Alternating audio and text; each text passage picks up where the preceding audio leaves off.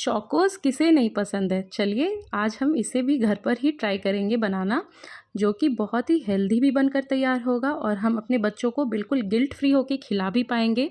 या अगर आपको खुद भी खाने की इच्छा हो, तो अगर ब्रेकफास्ट वगैरह के टाइम में कुछ लाइट खाना हो तो ये बना के आप स्टोर करके रख सकते हैं और खा सकते हैं। ये बहुत ही ज़बरदस्त का लगेगा, क्योंकि चॉकलेटी फ्लेवर तो वैसे भी बच्चों को पसंद आता है और साथ साथ बड़ों को भी अच्छा लगता है। और ये काफ़ी टाइम के लिए आप स्टोर करके फ्रिज में भी रख सकते हैं। इसमें ना तो कोई हार्श केमिकल्स होंगे, ना ही प्रिजर्वेटिव्स होंगे, कुछ भी ऐसा चीज़ नहीं होगा जिसकी वजह से हम इस टेंशन में रहें कि ये हमारे बच्चे के लिए सेफ़ है या फिर अनसेफ़। अब यहाँ पे मैं इस कप से 2 कप मैं आटा ले लूँगी। ये होल व्हीट फ्लावर है। मैंने बिल्कुल भी ऐसा कुछ भी यूज़ नहीं किया जिससे कि मतलब बच्चों को वो खाने में या फिर खिलाने में दिक्कत हो। तो यहाँ पे मैंने 1 कप टोटल आटा लिया है और ये हाफ़ कप का मेज़रमेंट है। तो 1 कप टोटल आटा और 1/3 कप गुड़ ले लेंगे।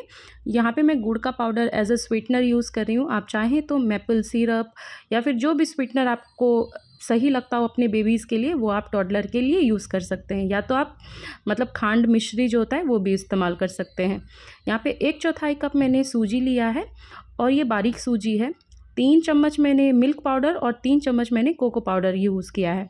इससे काफ़ी अच्छा टेस्ट आ जाएगा और एक सूजी की वजह से ना सुपर क्रिस्पी बन जाएगी अंदर से चोकोज़ और फ्लेकी बनेगी। मतलब जब आप वो दूध में सोक करेंगे तो जैसा आप मार्केट वाला खाते हैं, मतलब वो तो थोड़ा लाइट चिप्स जैसा होता है। ये थोड़ा-सा मतलब ऐसा हो जाएगा कि अगर आप बच्चों को खिलाएँगे तो ये अच्छे से एक फिलिंग हो जाएगा। मतलब बच्चे पेट भी भर जाएगा बच्चों का और टेस्ट में कोई कॉम्प्रोमाइज़ नहीं होगा।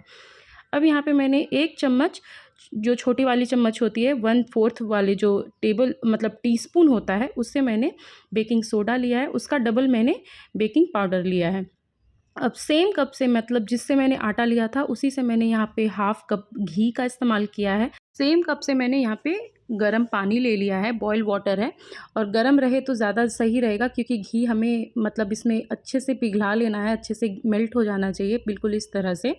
अब यहाँ पे हम ड्राई जो भी हमने बना के रखे थे, जो भी मिक्सचर थे, वो हम यहाँ पे धीरे-धीरे मिक्स कर लेंगे। स्पून की सहायता से ही आप मिक्स कीजिएगा, क्योंकि पानी गर्म है तो हो सकता है आपके हाथ में थोड़ा ज़्यादा गर्म लगे।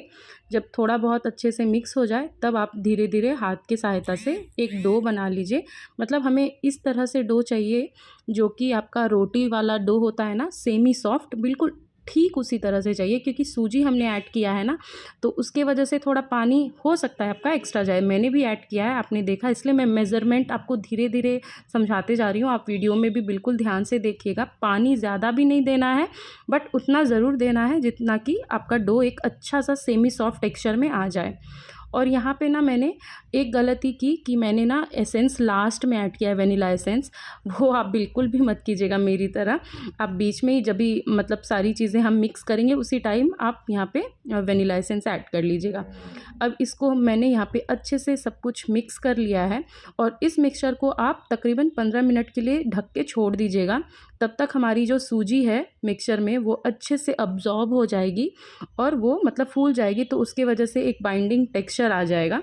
और जब डो आपका प्रिपेयर हो जाए तो आप हाथ में लेके उसकी, जैसे हम रुई की मतलब बनाते हैं ना बाती वगैरह, उस तरह से बना के देखिएगा। अगर वो टूट नहीं रही, क्रैक नहीं हो रही, मतलब वो रेडी है मिक्सचर।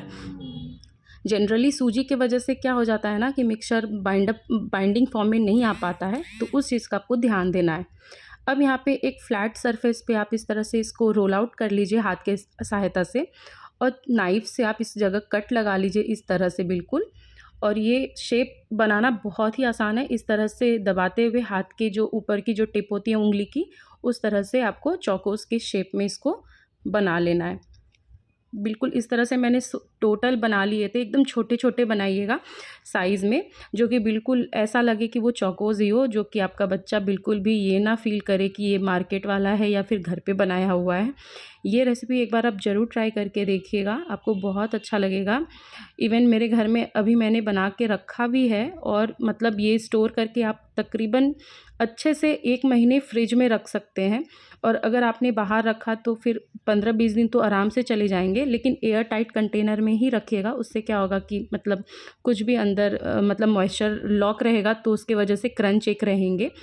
तो बस मॉइस्चर मतलब उसके कांटेक्ट में नहीं आना चाहिए, नहीं तो फिर हवा लगने की वजह से ना बिस्किट की क्रंच चली जाती है और वो खाने का भी टेस्ट उसका ख़राब हो जाता है।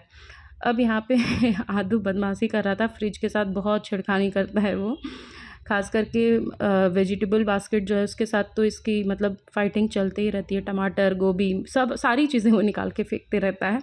बीच-बीच में मैं उसे भी देख रही थी। और मैंने यहाँ पे अवन को ना प्री हीट होने के लिए मतलब प्री हीट कर लिया था 5 मिनट के लिए। उसके बाद मैंने यहाँ पे 14 से 15 मिनट इसे बेक किया है 170 डिग्री पे। तो बिल्कुल ये रेडी हो चुका था 170 डिग्री पे, बिल्कुल एकदम मस्त सा क्रंच आ गया था इसके अंदर। ये मैं आपको तोड़ के भी दिखा रही हूँ, ये देखिए बिल्कुल अच्छे से क्रंच आ गया था।